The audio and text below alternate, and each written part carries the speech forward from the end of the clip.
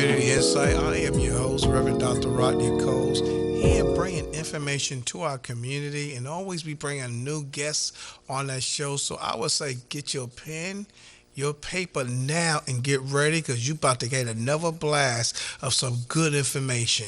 Today I have not just a friend on a guest on this show and the work that she's doing. I just give God the glory for the work that she's doing. I was gonna introduce her. I'm gonna let her introduce who she is and what she do. Then we're gonna dive right into it. Welcome to the show. Thank you so much for being here, and thanks all for paying attention and listening, and hopefully I can share some information that will be of interest to folks and get involved. My name's Amanda Norwood. I work with Interfaith Refugee Ministry. We help resettle refugees when they come to Eastern North Carolina. I am the Community Outreach Coordinator, so I'm the person that does my best to create partnerships. What they've been through and how people can jump in and help. So. That is such a great need. Most people don't, we see things on TV and knowing that people has a need and what they have a need for, but I don't really see the people reaching out the way that your guys are doing. And when I look at it, when we have disaster, the world knows the disaster is gone. We had Matthew in 16 and the world know, and that and for those who comes out to have that hand on hand with stuff, there's a lot of people have nowhere to go and that hand on hand. And that's what you do. You that hand on hand. We do. Touching these people here. Mm-hmm. So explain to us just a little bit the mission of what you guys do. Okay. Well, I'll start a little bit by telling you refugees, there's a very technical, long definition of what makes a refugee different from anybody else. But a refugee has had to leave their country of origin because of fear of persecution, or their lives are being threatened, or they have reason to believe that their lives are in danger if they stay where they are. And so there's this big, long process of where they flee to another country, and they, through different channels like the U.S. Embassy and the United Nations, after a period of time, asked to be termed as a refugee. And if that classification is given, there's further research that goes in. It can take up to several years before a person is deemed ready to be appropriate for resettlement in the United States. So after they've been through all of those horrors and years of paperwork and applications, and many times they've lived in the refugee camps from between 5 and 10 years that they've been in the refugee camp waiting to go. Because of the 30 million refugees in the world right now and climbing, less than 1% are ever resettled to a third country. Wow. Outside of where they are. So they have been through a lot. Yeah. To leave your country, to relocate, to be, and not to throw this so much out there, but the Ukraine, when I saw those families in the train and eating and, what they had to go through to get out of the country, and then also seeing when the troops pulled out to see what was left behind and what those things are. And, our families have been through situations like that. There just haven't been TV crews around quite as much because some of these are just really long, ongoing properties. So once it's determined that they're appropriate for resettlement in the United States, then all of our security, FBI, Homeland Security, and everything vets them and then the United States government invites a certain number of refugees each year. So we have been doing, Interfaith Refugee Ministry has been working for 30 years in Eastern North Carolina. We just hit 30 years this year. So, yeah, it's a lot. And so they come, and then that's when we jump in. Through federal and state partners, through funding and programs that we have, we have things that we are required to kind of do for them. And our case managers work from getting an apartment, getting it set up for them. I mean, because these people have left with, if they're lucky, several suitcases for the whole family. That's just the way it is. So they're coming here with very little. So we make sure there's an apartment all set up for them with furniture, basic household items. And then once they arrive, we start working with them to get Social Security numbers and medical appointments and all vaccines and things in dental care and eye care. And then, Wow. yeah, it's a lot. No one know. I never. I mean, sometimes you hear part of it, but you don't hear the full story of all the work that takes in place with that. And then don't leave out the mindsetting, the emotional, unstable. Not. We take things, and I don't mind raising my hand. Sometimes things for granted that you have a hot shower, we get up and we choose what soap we want to wash up with, what deodorant, and how we want our coffee. I mean, but these people are doing this for so many years, and they're growing up. This means some parts of not, schooling, not going to school, Right. and Sometimes even barely able to work, depending on which country they have fled into. Not all countries allow refugees to legally work in their country, so they're kind of getting by on side jobs and maybe a bit of barbering around the corner, or selling food somewhere. So it's been a lot of chaos, and they've been, children have been born in the camps, and that's all they've known. Yeah. And not to bring something up, one of the things Reverend Hugh and I was dealing with when Matthew came through here, and there was certain funds, but it wasn't the funds for you. If you didn't have ID card, or you wasn't, your green card, if you wasn't a resident of the United States, that funds couldn't help you. And I will say this, Reverend Bob Hudak and myself, we went out the way and we use our money and got other money we need to do to help them. Yeah. And there's some hard work, but no one looks at these as these families and God's children. Let me say it in the most 100%. nicest way. Yeah. God's children Absolutely. that is out here that needs this help, and they had to flee from their country, and like I said, they empty. They don't have no Social Security card. They got no pension. They have no food stamps. They don't.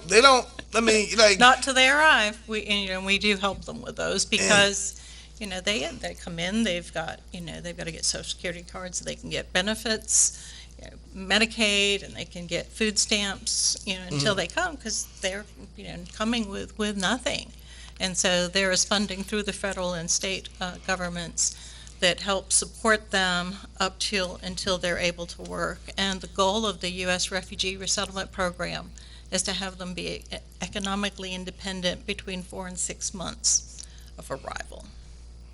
that's good.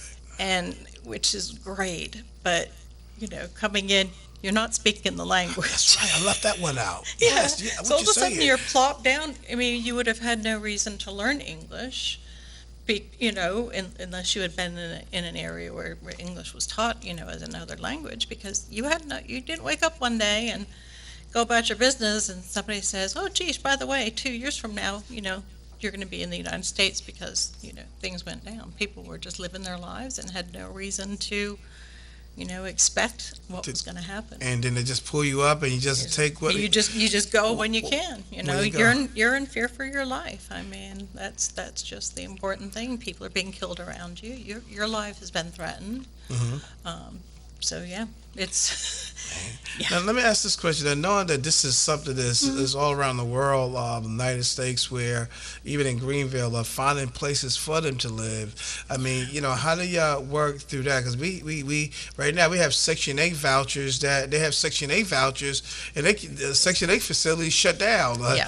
These people is born and raised here. So how does that work with your guys and trying to find them places to stay? It has definitely been a challenge in the last year because housing, is such a low availability, and what housing is available, it's tends to be very expensive. It's definitely more than we usually, try to budget for the families for rent.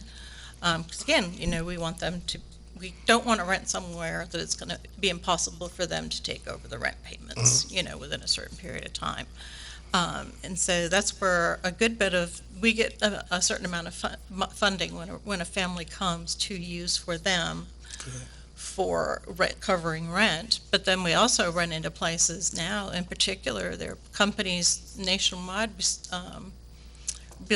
apartment realtor companies that say, "Oh, well, you have to prove first that you can, make 3 times your rent, in your salary," which.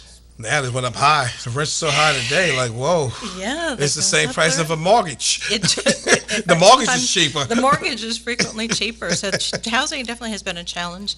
But we've got apartment complexes and stuff that work with us. Because again, another challenge is they arrive, they don't have a social security number, and they don't have a credit. They can't be credit checked because there's nothing to check. So trying to so we come on as kind of co-signers. It's like a corporate lease. Until they are able to take over the rent. So that's I mean, and it's like I know that y'all have an event that's coming up soon, and first I want to say to you for the organization 30 years, thank you. Because I don't know if people thank you for the work you do and the work that's out there, because people see one part, but they don't see behind the scene. People see the good meal that comes on your plate, but they don't know who that person back there doing all that hard cooking, sweating, cutting up onions, and make sure it just looks so pretty for you. Yeah. And so thank you guys for doing that. And I know you have a event and that is coming up. Yeah. Could you explain that to us? Sure. On Sunday, September 25th, we're going to be having a refugee roundtable event. So we are going to at St. Timothy's Episcopal Church, which is where our primary office is in New Bern, but St. Timothy's has given us space to have a Greenville location. So that's been great. So it's going to be on September 25th. Refugee Roundtable, and we're going to provide some information about refugees, but we also have guests that have come through our agency as refugees. One is as recent as just 6 months, and one that has been here for 6 years, and a couple in between.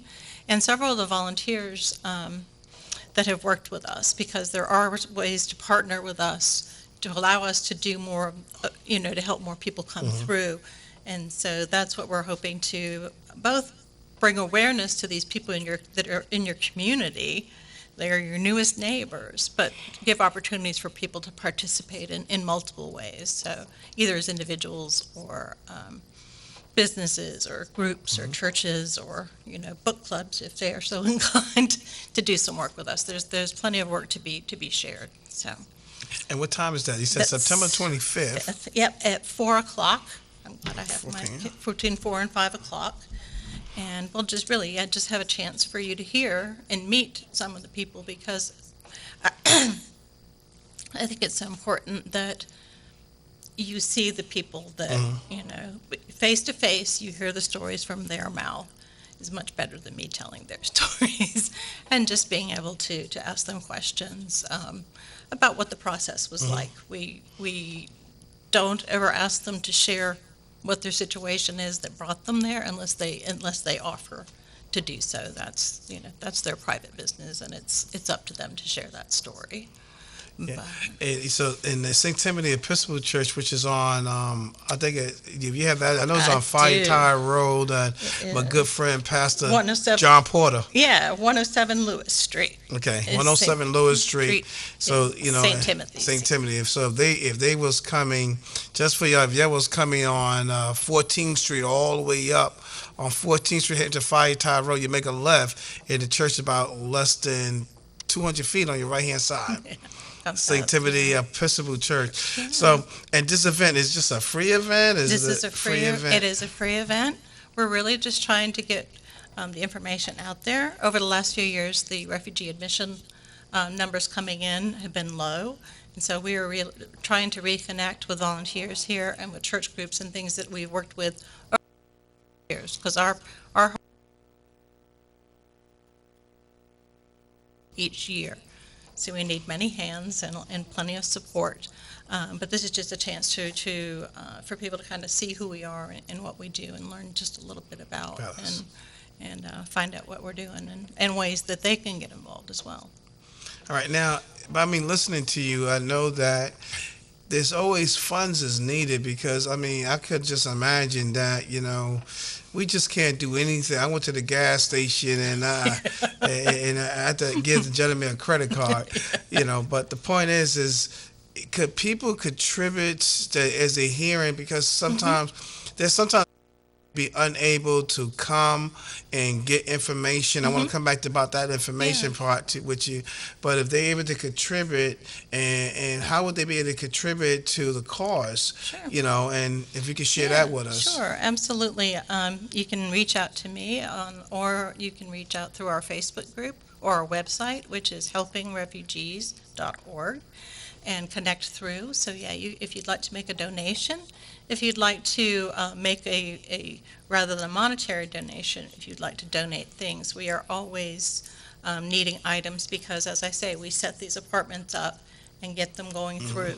So there's plenty of opportunities if a group or an individual wants to collect. And in fact, at the event, when people come, we've said they're welcome to bring a personal care item or maybe an item from the kitchen, Simple things as wooden spoons. I mean, we supply all that. So the more of that that's donated, the longer we're able to help the families and provide, as the rent is increased, that really makes a big difference. So let me hear on the 25th at 4 o'clock at St. Timothy's Episcopal Church, you're going to have the information. You're going to have folks who actually have been brung to in our area, or at least to the U.S. in Greenville, in New Greenville, Bern, and to hear from them, which is you hear. See, I mean, use Reverend Hugh that line. He says the heart doesn't move, with the eyes doesn't see. So I'm glad that you have them so you can hear the story.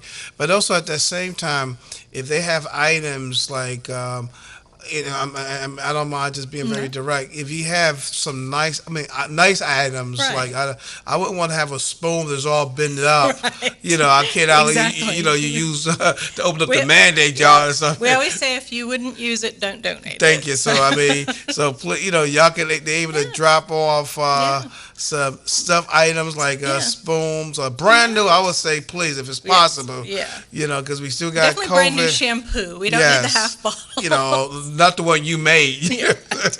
Or homemade soap you want to make. Homemade soup. Well, some of that's really good. But and so I think that with that they can drop things like that off. Do we want any? And just a question: do we want any canned stuff? Like, are we taking in food, or that's just something we just don't want to deal with? not quite yet. Okay, I think we so haven't things quite, that we're we still don't have working on no show. storage. So Yeah, a brand new. If you got more than one pot, or you bought that Right. kit, they got 5 pots, and you only need 3. Yeah, They absolutely. can donate that there, awesome. And small like lotion and things they can use, and Yep. it's brand new. Not something you already opened. Yeah.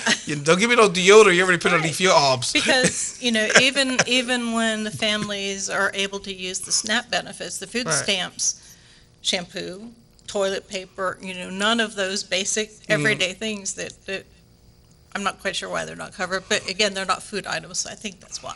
But Okay. so those things are always welcome. Good. So that's good to know that they get to donate, and that's going to be on September the 25th, which is going to be actually at 4 to 5 p.m. So we didn't have our worship service. We got time to grab something to nip on, and we can come on down there and learn more. And learn more and get to, to meet get some involved. folks and- Would you take donations at that time? Are we able to take monetary donations? Yeah, we're So always happy if someone would like to, make a financial donation at that time. We happy to help. We don't say no. Now, So- here's a question that which I already know the answer. For those who may in their mindset, are we a 501c3? Yes. Good. Yep. They just want to know. So Yep, your money is we are a registered nonprofit. Any money that is donated goes strictly to the families, incoming families, to awesome. provide for the needs that they have as they come through. So, yeah. And there'll be opportunities to learn about how people can get involved through volunteering, or if their community group or civic group would like to have someone come and speak and share a little bit more about what we do, they'll be able to talk to us then. But we're really just trying to put our name back out there in Greenville, and that we really are starting to bring some more families coming in here. And people, it means so much to the refugees when the community supports them through volunteering and through gathering things together and just being willing to help them practice their English or learn English, or take them to as simple as a huge need for us is always someone to take somebody to a doctor's appointment, because Greenville is a little bit better than New Bern does as far as public transportation, but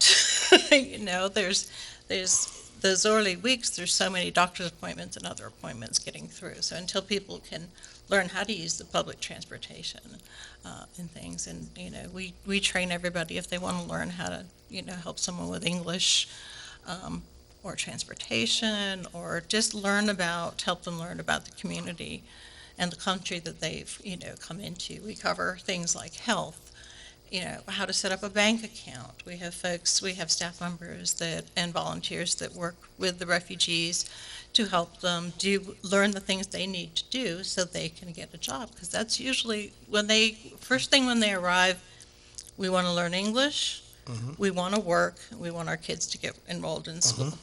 And those are the priorities for the families coming in, and that's what we work with them to provide. So. Wow. Now, let me ask you, now, you can't do this by yourself, so you have some partners.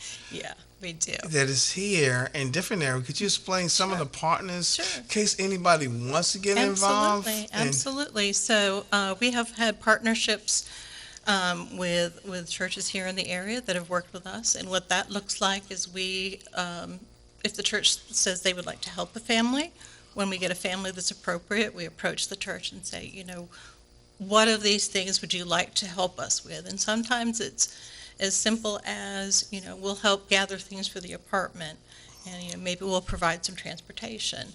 To other partners who jump in to cover the majority of the services, of course, with our guidance, and assistance. And we have every client has a case manager, so working with that person to help them in those first couple of months. So it really can be as simple as making a donation as a partner, or just a partner saying, we'd like to set up an apartment. We've got some folks maybe that would like to help them learn English. And so those kind of partnerships, because our caseworkers can only do so much. I understand. So yeah, and it really, I attend Christ Episcopal Church in New Bern, and one of the first times I got really involved was, I guess, over 5 years ago now, and we worked with this family for 3 to 6 months, and I think it was one of the few opportunities. We all do things in the community, but to directly see the impact that you're walking beside someone, and just seeing how they're able to adjust and just how much. I think that's a rare opportunity to walk beside them and just really to see what changes they're able to make in their life, because it's so much to even get here. And then when they're here, it's a long road. Now, let me ask you this question, because we're coming close to time. How, I think you gave, how can they contact you? Did we could get your contact information and email, because, some people in emails, and how can they get in contact with you? Absolutely. My email is anorwood@helpingrefugees.org. You can also we have a Facebook page, and we also have a website, which is www.helpingrefugees.org. And you can reach out to us there, and we'd be happy to connect you with the information you need. So I appreciate being able to share. We always say that the refugees have come here because of who they are or who they were in their country, but we help them because of who we are. Well, I thank you for that, because it takes certain people to help with this program, and for the information you have given us, we need to continue helping. As you mentioned, you could be a partner. You can adopt a family and the needs. On September 25th from 4 to 5, you will get to meet some of the families there. You can make a monetary donation, or you can bring some stuff that is pots or pans, brand new stuff, please, stuff that could be used for them to have. So again, I thank you for being on the broadcast. For those, please help if you can. It's a blessing to give than it is to receive. Thank you. God bless. To the next broadcast.